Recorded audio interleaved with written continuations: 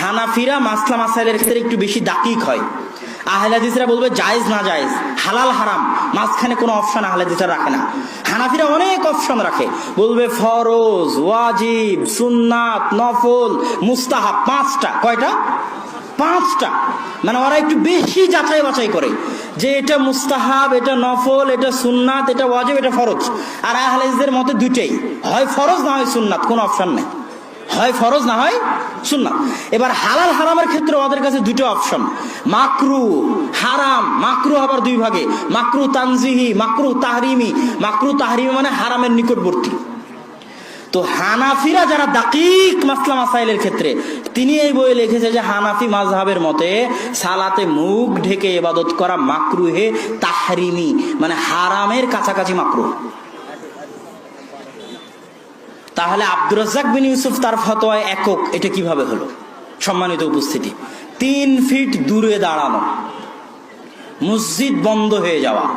আগে বহু মহামারী গেছে, কোন মহামারীতে মহামারী থেকে বাঁচার জন্য মানুষ বলেছে মসজিদ বন্ধ করে দাও, মসজিদে গেলে মহামারী হয়ে যাবে, এর দলিল পৃথিবীর ইতিহাসে কোথাও নাই। যে কয়েকটা দলিল দেওয়া হয়েছে আর আরবি ইবারত জানে না, এরা যে জাহেল, অজ্ঞ, মূর্খ, অনুবাদ বুঝে না।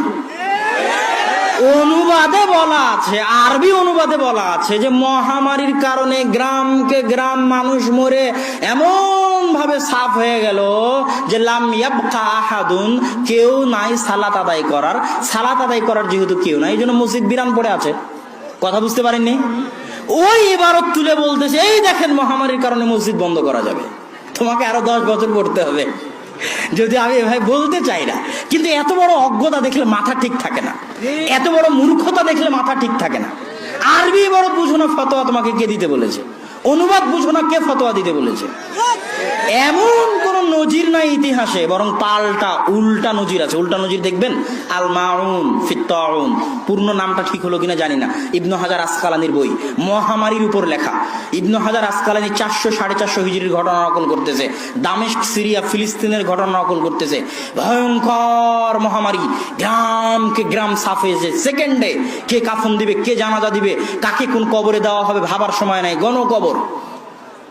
ওই মুহূর্তে মানুষেরা বলা বলি করতে লাগলো, এই শোনো, মহামারী থেকে যদি বাঁচতে চাও, যে যা গুনাহের কাজ করছো সব বন্ধ করে দাও, মদের আড্ডা বন্ধ করে দাও, মদের দোকান বন্ধ করে দাও, জেনার দোকান বন্ধ করে দাও, যা আছে তাসের দোকান, জুয়ার দোকান সব বন্ধ করে দাও, দিয়ে নারী পুরুষ সবাই চলো মসজিদে।